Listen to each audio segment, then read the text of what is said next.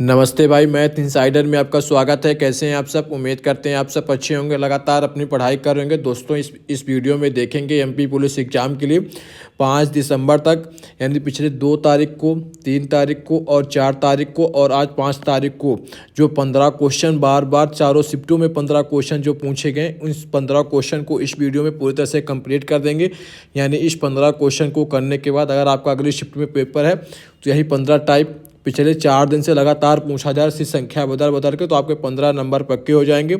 इसलिए जिनका पेपर 15 दिसंबर के, माफ़ करिए 15 दिसंबर बोल रहा हूँ, 5 दिसंबर के बाद जिनका पेपर इस वीडियो को पूरा देखेगा, पूरे 15 क्वेश्चन करने के बाद आपके 15 नंबर पक्के हो जाएंगे। वीडियो अच्छा लगे वीडियो को लाइक कर लीजिएगा। इससे पहले हमने 30 से 32 वीडियो 10-10 या 12-12 मिनट की हमने बना दी है। सारा टॉपिक कंप्लीट करा दिए। जो टॉपिक आपको पढ़ना है आप हमारे प्लेलिस्ट में जाएंगे, सब कुछ आपको टॉपिक वाइज मिल जाएगा। इस वीडियो में देखेंगे टॉप 50 सवाल।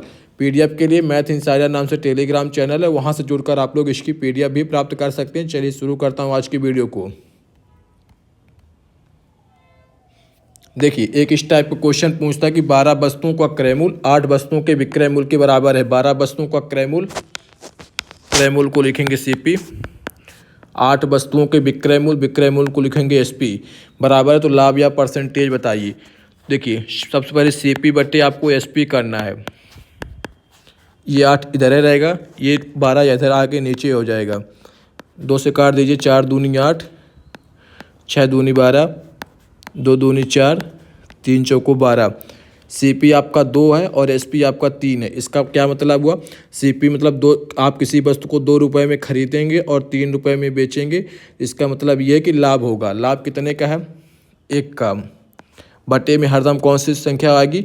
बटे में आपका हरदम सीपी आएगा। तो सीपी इसमें कितनी है? 2 गुणे 100, 2 पंचे 10 यानी 50 इसका आंसर हो गया। लाभ और हानि परसेंटेज बोला तो 50% आपको लाभ होगा। अगला टाइप देखिए, किसी राशि को पहले 12% कम किया जाता है, फिर 15% बढ़ा दिया जाता है, तो संपूर्ण राशि पर क्या परसेंटेज प्रभाव पड़ेगा? कम होगा तो माइनस और बढ़ा होगा तो प्लस। बस इतना ही करना है और आपको सक्सेसिव लगा देना है। 12% कम है तो -12, 15% बढ़ा दिया तो +15, -12 गुणे +15 बटे 100। इसको हल कर लेंगे, आपका आंसर निकल के सामने आ जाएगा। इसको -12 और 15 है, यानी 15 में 12 घटाएंगे तो 3 आएगा। चिन्ह कौन सा आएगा? बड़ी वाली संख्या का। बड़ी वाली संख्या के साथ प्लस है तो प्लस हो जाएगा। काटिए, 3 पचे 15, 20 पंचे 100, 6 दूनी 12, 10 दाहम 100, 6 त्रिक 18 बटे 10, 3 -1.8, 18 में 10 का भाग करेंगे इतना आएगा। घटा दीजिए, आंसर निकल के सामने। 10 में 8 गया 2, ये कितना बचा? 2 में 1 गया तो 1। इसका आंसर हो जाएगा 1.2%। आपका प्रभाव देखने को मिलेगा, ये परसेंटेज में है। इसी प्रकार आपको अगला टाइप देखिए। शंकु का आयतन दिया 154 सेंटीमीटर, ऊंचाई 107 सेंटीमीटर, तो शंकु की त्रिज्या बताइए। शंकु के आयतन का फार्मूला क्या होता है? 1/3 पाई आर स्क्वायर एच। शंकु का आयतन कितना दिया है? 154, 1/3 पाई का मान लिखेंगे 22/7। आर कितने दिए? आर है तो निकालनी है, आर स्क्वायर। ऊंचाई कितनी है? 7। इस 7 से ये कट गया, 11 से और 154 को काटे तो 11 दूनी 22 हो जाएगा। 11 1 में 11 बचेगा 4, तो 11 चौक 44, 2 सत्ते 14। इसका गुणा इससे तो 7 त्रिक 21 आ जाएगा। आर स्क्वायर का मान, आर का मान निकालना तो √r का मान √21। इसी टाइप को जितने भी क्वेश्चन आएंगे आप कर लेंगे। किसी सवाल में शंकु का आयतन ना देके सिर्फ शंकु का आयतन बोलेगा तो इस फार्मूला में रखिए, तो तब आपको देखिए, शंकु का आयतन है, त्रिज्या है, ऊंचाई है, इन 3 में से 2 चीज़ें दे देगा, एक चीज़ निकालने को बोल देगा। कभी कभी आपको त्रिज्या और ऊंचाई दे देगा तो शंकु का आयतन, कभी कभी शंकु का आयतन दे देगा और त्रिज्या दे देगा तो ऊंचाई निकालने को बोल देगा। जैसे इस सवाल में ऊंचाई दे दिया और शंकु का आयतन दे दिया तो त्रिज्या निकालने को बोल दिया, यानी 3 चीज़ों में 2 चीज़ें दे देगा। इसी फार्मूला के आधार पर आप निकाल लीजिएगा। चलिए देखिए अगला टाइप। देखिए ये अलजेब्रा का एक द्विघात समीकरण वाला सवाल पूछता है कि यम और एन का मान 11 है और यम और एन को गुणा करी तो 34 आए। ऐसी कोई संख्या आपको सोचनी है कि यम और ऐसी दो संख्याएं मानने जिसको गुणा करें तो 34 आ जाए और जोड़ें तो 11 आ जाए। ऐसी संख्या सोच पाना असंभव है, बहुत देर तक सोचेंगे। इससे अच्छा आपको पहले तो आपको यही करना है कि संख्या सोचना है, लेकिन जब संख्या सोचने में दिमाग में ना आए तो सीधे आपको फार्मूला लगाना है और आपको आंसर निकालना है। तो जैसे यम प्लस एन दिया है तो इसका होल स्क्वायर कर दीजिए। यम स्क्वायर होता है प्लस एन स्क्वायर होता है प्लस 2m एन होता है। यम प्लस एन का मान कितना है 11, तो 11 का स्क्वायर कर देंगे बराबर यम स्क्वायर और एन स्क्वायर का मान नहीं दिया तो उसको ऐसे ही लिख लेंगे 2mn, 2 है, mn का मान कितना दिया है 34, तो पूरा कर देंगे तो ये 121 हो जाएगा। 34 दूनी 68, इधर आएगा तो माइनस हो जाएगा m square plus n square. 168 में 121 में 68 घटाना है तो कैसे घटाएंगे, ऐसे मैं लिख के बता देता हूँ। 11 में 8 गया तो 3, ये बचा आपका 11 में 6 गया तो ये 53। M square plus n square का मान आ गया 53। अब आपको देखना कि सवाल में क्या निकालने को बोला है। M square plus n square minus m n, m square plus n square minus m n. M square plus n square का मान कितना आया 53, एम एन का मान कितना दिया था 34, घटा दीजिए 34 10 44, 53 में 34 गया तो 19 निकल के इसका आंसर सामने आ जाएगा। पहला आपको क्या प्रयास करना है कि ऐसी दो संख्याएं माने कि जो सवाल में दे रहे तो उनका जोड़ने पे उतनी संख्या आ जाए और घटाने गुणा भाग करने पे 34 आ जाए। जो सवाल में रहेगा अगर इतना दिमाग में नहीं आता तो फिर आपको फार्मूला लगाना और इस प्रकार आपको करना है।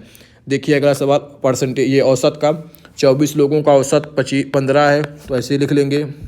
फिर एक नए व्यक्ति के शामिल हो जाने से, पहले 24 लोग तो एक नया व्यक्ति आएगा तो 25 लोग हो गए, औसत 16 हो जाता है, इतना हो गया। फिर इन दोनों का अंतर आपको देखना है कितने का है, 15 से 16 होगा तो कितने का अंतर है 1 का।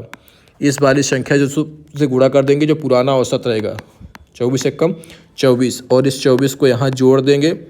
देखिए शामिल होने पर होगा तो जोड़ेंगे, जाएगा तो माइनस कर देंगे। 16 में 24 जोड़ेंगे तो 40, नए व्यक्ति का औसत कितना हो गया 40।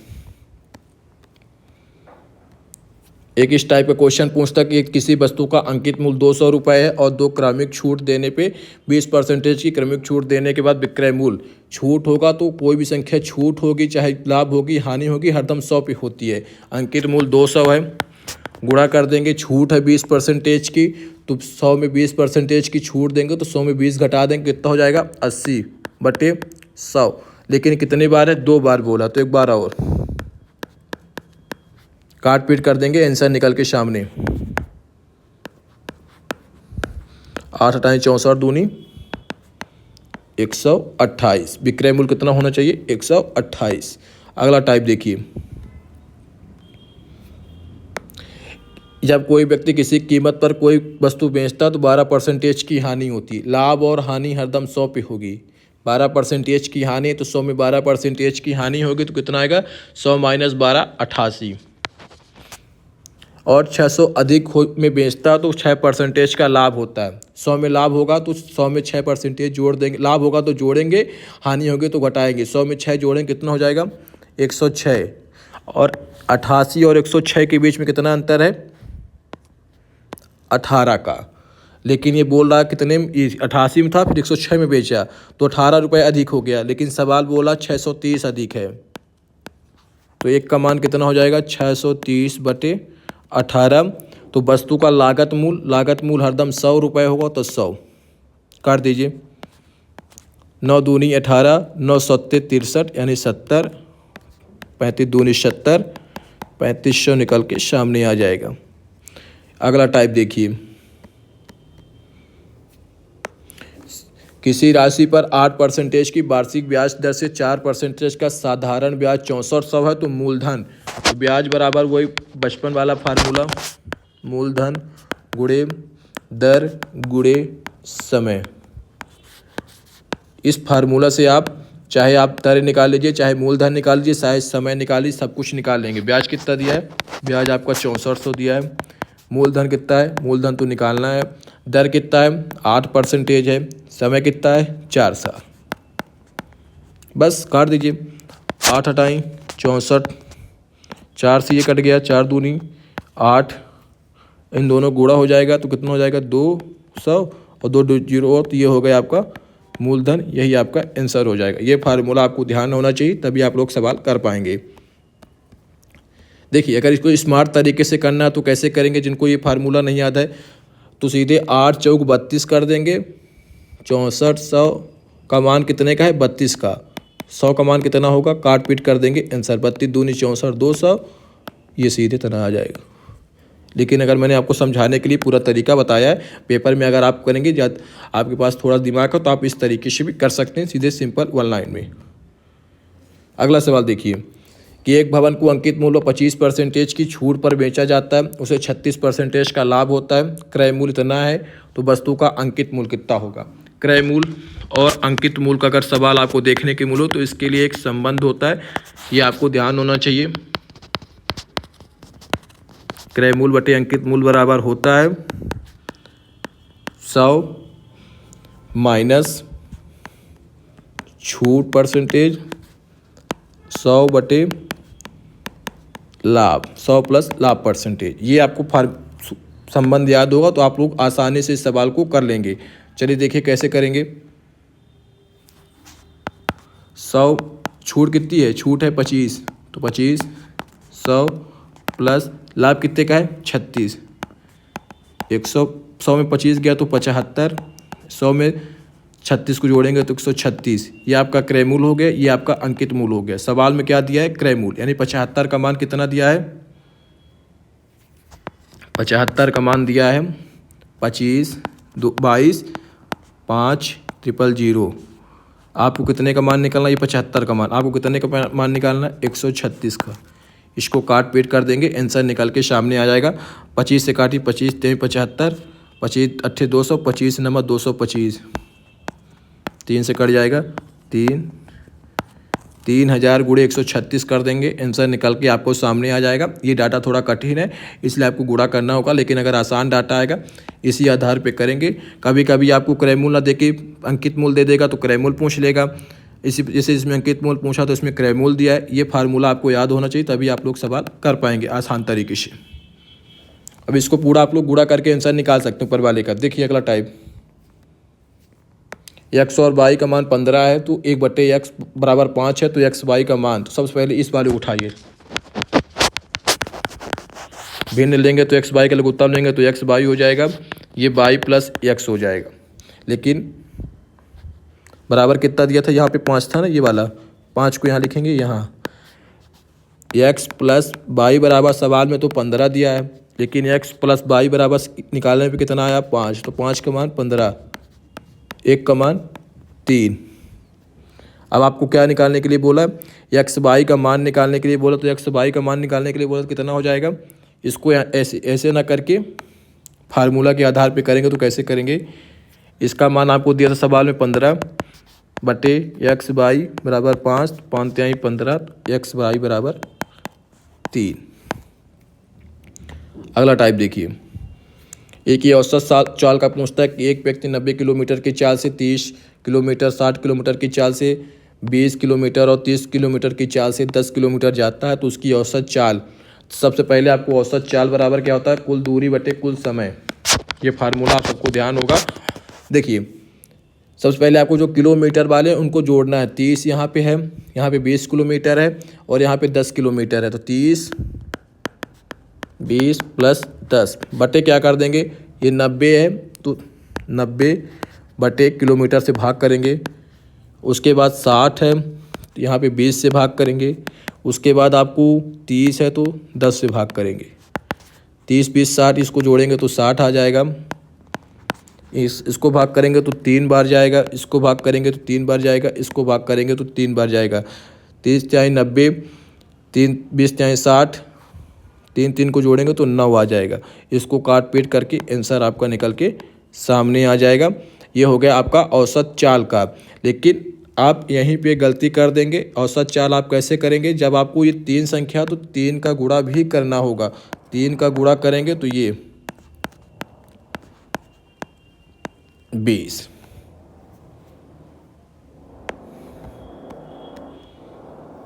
अगला टाइप देखिए, यदि किसी आयत का क्षेत्रफल 150 वर्ग सेंटीमीटर है, चौड़ाई 10 सेंटीमीटर है, तो लंबाई क्या होगी। आयत का क्षेत्रफल का फार्मूला क्या होता है, लंबाई गुणे चौड़ाई। क्षेत्रफल दिया है तो 150 दिया है, लंबाई कितने दिया है, लंबाई तो निकालनी है आपको, ये देखिए, और चौड़ाई कितना है 10, काट पीट कर देंगे तो लंबाई बराबर 15। इन तीन में से कभी कभी लंबाई दे देगा, चौड़ाई पूछ लेगा, लेकिन कभी कभी दोनों दे देगा, क्षेत्रफल निकालने को बोल देगा, तो इस फार्मूला से आप लोग बड़े आसानी तरीके से निकाल सकते हैं। अगला देखिए कि एक त्रिभुज की भुजाएं 7, 24, 25, तो त्रिभुज का परिमाप क्या होगा। परिमाप जैसे ही बोले तो सारी भुजाओं को आपको जोड़ देना है, 7, 24 और 25, इन दोनों को जोड़ेंगे तो 24, 7, 31 प्लस 25, 5, 1, 6, 3, 2, 5, यानी 56 आ गया त्रिभुज का परिमाप। अगला टाइप देखिए, सारे क्वेश्चन हमने करा दिए। वीडियो आपको अच्छा लगा तो वीडियो को लाइक कर लीजिए, मैथ इनसाइडर को सब्सक्राइब कर लीजिए। इसी प्रकार जिनका पेपर 15 दिसंबर तक है वो लगातार कमेंट करेंगे, भैया ये सीरीज लगातार जारी रखिए। रोज़ आपको हम टॉप 15 क्वेश्चन करा देंगे, जो लेटेस्ट क्वेश्चन 15 पूछे जाएंगे, तो आप बड़े आसानी तरीके से अपने 15 से 16 नंबर एक वीडियो में कम समय में कंप्लीट कर सकते हैं। वीडियो अच्छा लगा वीडियो को लाइक कर लीजिए, मैथ इनसाइडर को सब्सक्राइब कर लीजिए। कमेंट करके बताइए कि आपको ये वीडियो कैसा लगा, क्या इसमें कुछ अगर गड़बड़ी हो तो वो भी आप लोग कमेंट कर सकते हैं, भैया इसमें ये भी सुधार कर सकते हैं, जिससे मैं अगले वीडियो में वो भी सुधार कर सकूँ। PDF के लिए मैथ इनसाइडर नाम से टेलीग्राम चैनल है, वहाँ से जुड़कर आप लोग इसकी PDF भी प्राप्त कर सकते हैं। चलिए मिलते हैं अगले वीडियो में, तब तक अपना ध्यान रखिए, लगातार पढ़ते रहिए। धन्यवाद।